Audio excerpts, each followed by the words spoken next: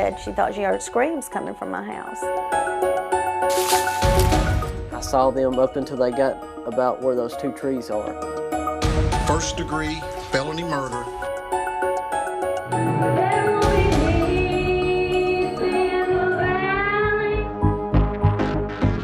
They didn't do this. I'm Carly Gordon. It's been 6 long years since nursing student Lynn Bobo vanished. Who kidnapped and murdered her? What happened during those final hours of her life? We still don't know, but that could change next week when finally the first trial begins. Tonight, how this all started and why this crime continues to rock this small, rural community. The woods of Decatur County, beautiful, serene, it's what the people here want to be known for. But what happened in these woods has made it infamous to all of Tennessee.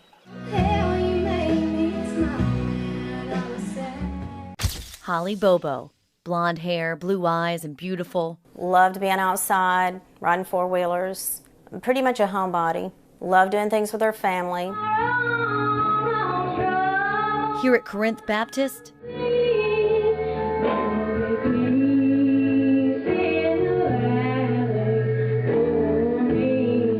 Holly sang in the choir. Holly and I have just pretty much always been extremely close, and to the point that, I mean, when she was a teenager, she would just kind of look at me sometimes and say, that's scary, because we could finish each other's sentences or kind of look at each other and know almost what the other one was thinking. At 20 years old, Holly's bedroom looked much like you'd expect. A teddy bear, makeup, pictures of friends and the boy she dreamed of marrying. Holly also had big career plans. She aspired to be a nurse and was working hard to make it happen. The fact is, every test that Holly took was a big test because she wanted to do well. Just a short 6-mile drive from her Swan Johnson Road driveway to the small community college, UT Martin, a trip Holly made several times a week. And yet, on April 13th, 2011, Holly barely made it out the back door. Our daughter was taken from us. It's just sort of out of character for a rural area like this. But right now, we just need the public's help. Investigators found small amounts of blood in the Bobo's garage. They say a man dressed in camouflage took her into the woods, all while her brother Clint, the only witness, watched from a window. He said he thought it was Holly's boyfriend, Drew. The only thing that I could see was his right arm, which was hanging down. I saw them up until they got about where those two trees are, and from that point I never saw them again.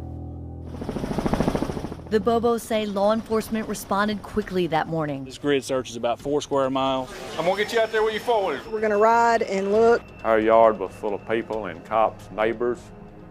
Most of them, I guess I knew. A lot of them I didn't know. And in the next hour or two, they was, I don't know how many, there was hundreds of people here. Still, they say they couldn't seem to get them to do enough in those first few hours that perhaps mattered the most. You know, I was begging them to put out roadblocks, and I was begging for an Amber Alert, which I found out, you know, they couldn't put one out if you're over 17. And so that morning I actually lied and said she was 17, so I could get that out.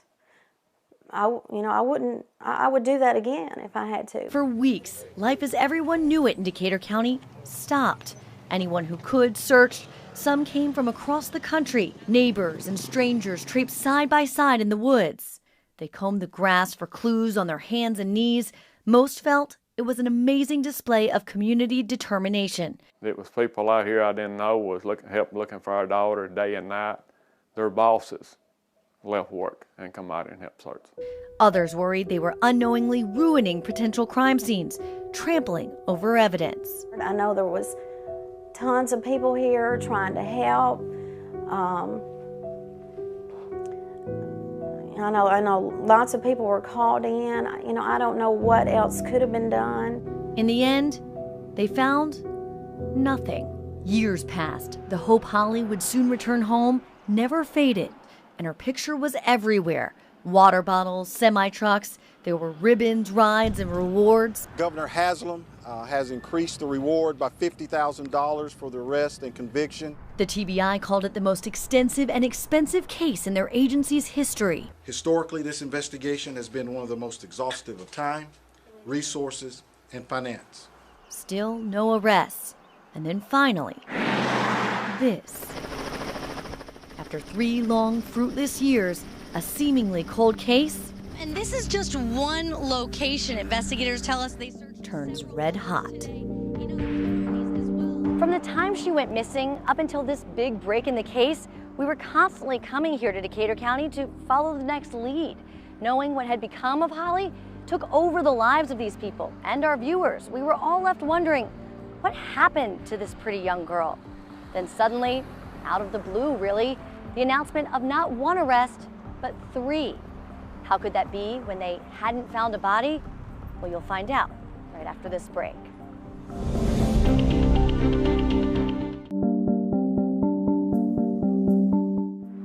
Welcome back. 3 years after her disappearance, and there have been no signs of Holly and no arrests. Then suddenly, one morning in late February 2014, an army of agents descended on this rural road, just minutes away from the Bobo's home. 235 Adams Lane quickly became a parking lot full of law enforcement vehicles.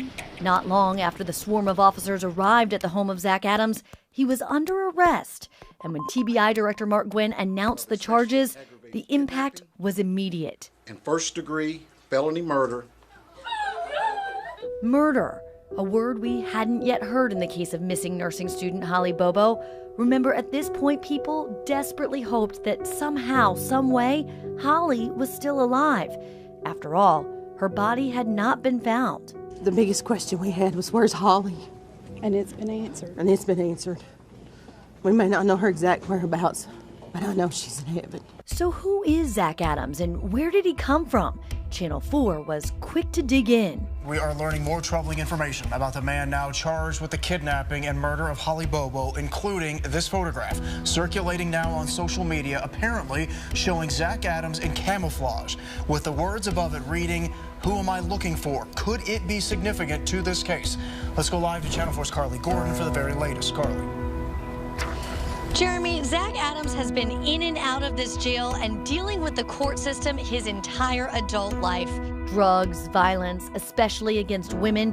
Court documents show in 2005 he pulled a gun on his grandparents and threatened to kill them. He was back in our facility, so arrested several times. And listen to these 911 calls from 2005. Zach's grandfather, Dick Adams, calls asking for help. Okay, Zach he's wild again. Oh, wild? He didn't choke me. And I mean, he didn't put his hands on me. You gotta get officers out here quick. So did he do it? Did Zach kill Holly? And if so, did he act alone? Turns out the TBI was just getting started. We believe there's other individuals out there that have knowledge, possible involvement. We're working on that right now. And I would expect, as I said, those individuals know who they are, and I'm sure they're watching, and they can expect us to be on their doorstep pretty soon. A few months later, a grand jury indicted this man, Jason Autry, a convicted felon who also had a troubling past. In fact, Autry was already in prison for assault at the time of his indictment. He quickly became known for making scenes in the courtroom. Right hand before God, I'm innocent, sir. But it wouldn't end there. Charges were filed against Zach Adams' kid brother Dylan. In October, a grand jury indicted him for rape and tampering with evidence. Really, I'm not surprised because law enforcement has been promising that they believe that there were others who were involved in this heinous crime, and they were not going to stop until they arrested every single one of them and brought them to justice. And yet a fourth name would be tied to this case. Investigators questioned this man, Shane Austin. But in February of 2015, though he had never been arrested, Austin committed suicide. He may have had information, but how much? We may never know. That left Autry and the Adams brothers all behind bars. But if they murdered her, where were her remains? The answer would come from a walk in the woods. 2 men accidentally solved the mystery. After 3.5 years of pink bows and candlelight vigils, some hunters searching for the valuable herb ginseng stumbled across Holly's skull. TBI has been able to confirm through the findings of an odontologist that the remains are of Holly Bobo. The shocking discovery did offer the family a bit of closure. The finding of her body was more of a relief than anything. But now, more than ever, the people of Decatur County wanted those responsible to pay the price. People across Tennessee are now convinced the men responsible for Holly's murder are behind bars awaiting trial. The TBI is adamant they arrested the right men. But there is one woman who sees things very differently, the mother of two of the suspects. She says there's another side of the story you need to hear. Her exclusive interview is coming up right after this break.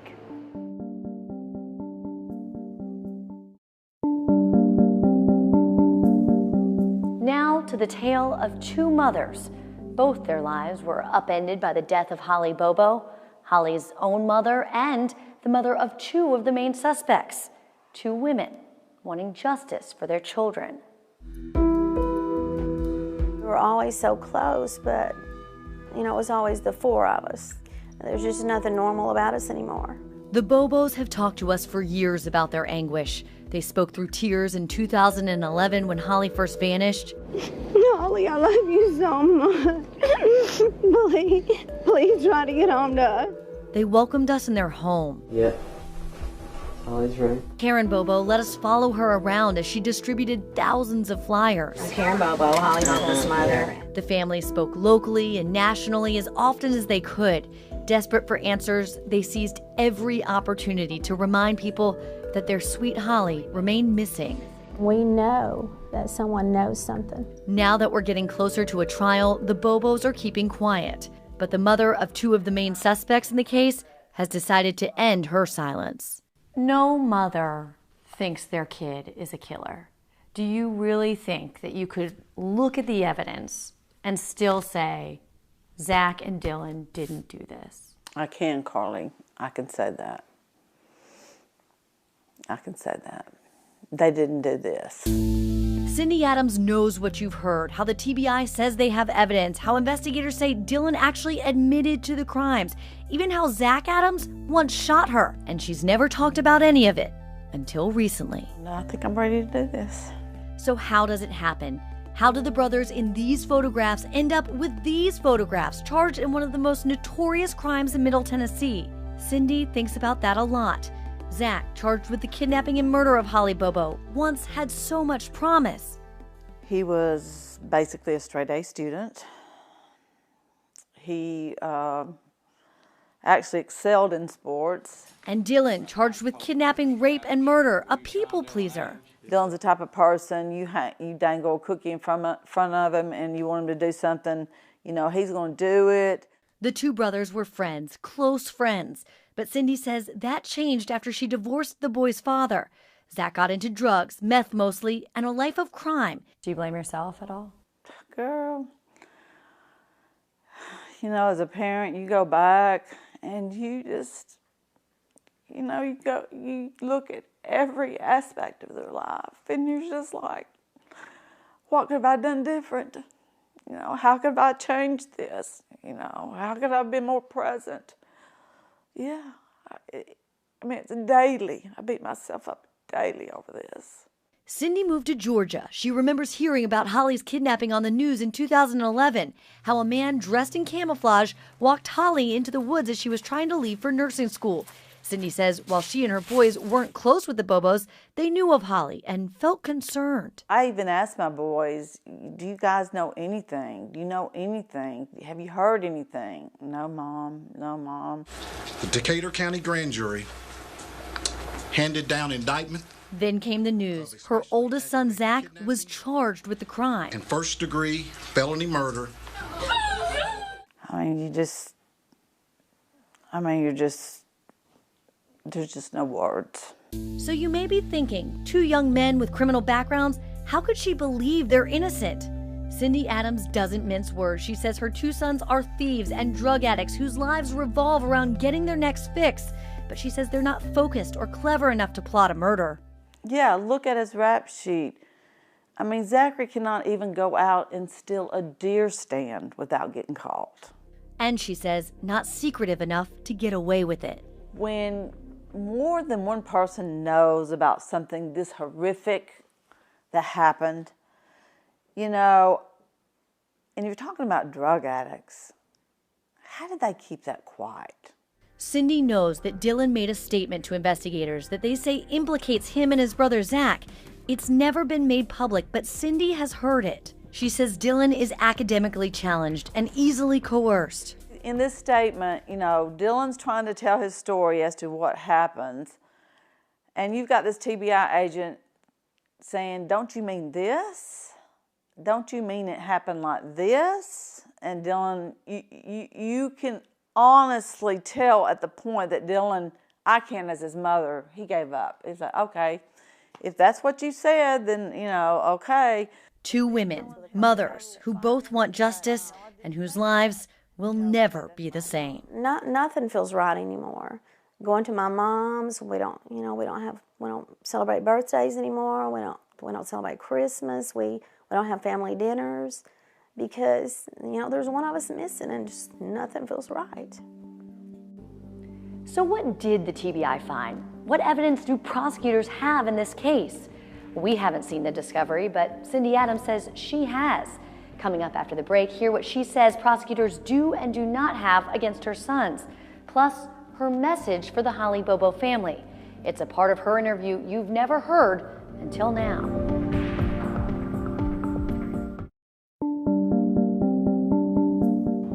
And welcome back. In just a few days, the case of murdered nursing student Holly Bobo will go to trial. Not in Decatur County where the crime occurred, but here in Darden County, 26 miles away. Getting to this point hasn't been easy. The case has been filled with twists and turns, and with everyone wondering, is there enough evidence for a conviction?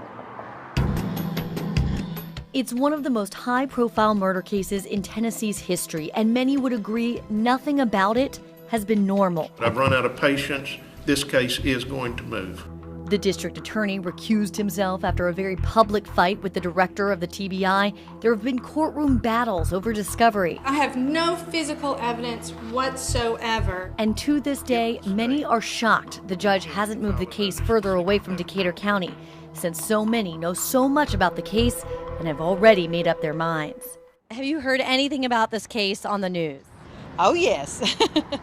Me and all of America. Everybody knows about it. Like, everybody in Savannah pretty much knows about it. 6 years. All the while, the Bobos have suffered, waiting for justice. Things are not happening fast enough. If you go one more day, it's too long. In a few days, we'll all know whether prosecutors have enough to prove their case. So what evidence do prosecutors have in the kidnapping and murder of nursing student Holly Bobo? At this point, attorneys can't talk about it. The TBI won't talk about it, saying it would be, quote, irresponsible to discuss specific aspects of the case outside of court, but that they do stand by their work. The mother of two of the suspects, Cindy Adams, says she's seen the most damaging of the discovery, shown to her and her family by their attorney. And she says investigators have a whole lot of nothing. What this whole case is based on, more or less, is hearsay. We know there are potential case witnesses. Take Benjamin Lee Hendricks, for example. He shared a cell with Zach Adams in the Williamson County Jail. Hendricks told investigators that Zach admitted to the crimes, that he, Dylan Adams, and Jason Autry dumped Holly Bobo's body in the woods. Then there's Jason Autry. He's also charged with Holly Bobo's kidnapping and murder. Sir, I'm falsely accused and innocent. His attorney says Autry now plans to take a plea deal in exchange for his testimony. And Dylan Adams, he made a statement to investigators that they say implicates him and his brother Zach, though Cindy has heard it, and she's adamant that Dylan's statement was coerced. He could not give details of that event. He couldn't tell you what color shirt she had on. Cindy Adams says she's waited to speak publicly about any of this out of respect for the Bobo family. But with her sons, Zach and Dylan Adams, about to stand trial, she feels like this is her last chance. I'm going to fight for these boys. Cindy does hope that the Bobos are watching tonight and that they hear her say this. I'm so sorry for your loss. I am just so sorry. I mean, I pray for you every day. I pray for the Bobos every day. I pray that they find justice for Holly. I do. As for the Bobos, one can only imagine what they're going through tonight, what it feels like to lose a daughter. Of course, as Holly's mother, yes, I've wished a million times that things would have gone totally different, but we can't change that. The Bobos have waited, watched, suffered.